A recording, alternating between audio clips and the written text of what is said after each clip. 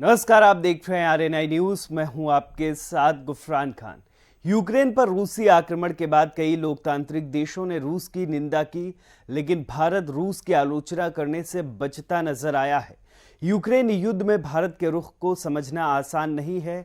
Reports बताती हैं कि राजनयिक, सैन्य और ऊर्जा सहित कई कारणों से भारत सीधे तौर पर रूस के खिलाफ बोलने से बच रहा है। तो चलिए इन्हीं मुद्दों पर बात करते हैं।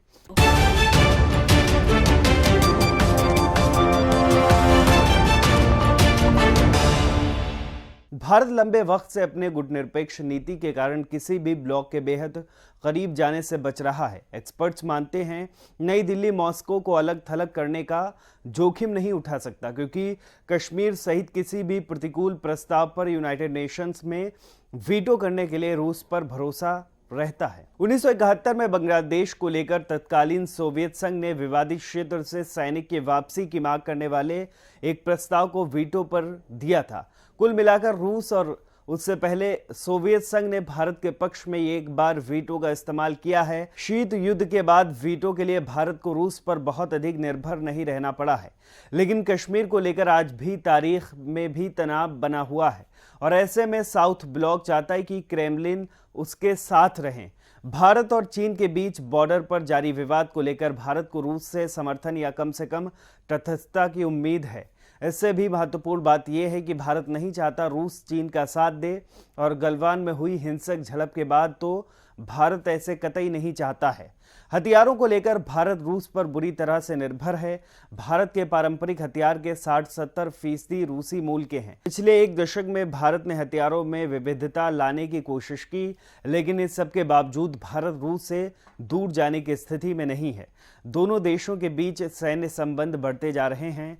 दोनों देशों ने मिलकर ब्रह्मोस का उत्पादन किया, जिसे एयरक्राफ्ट, जहाज़ों और जमीन से दागा जा सकता है।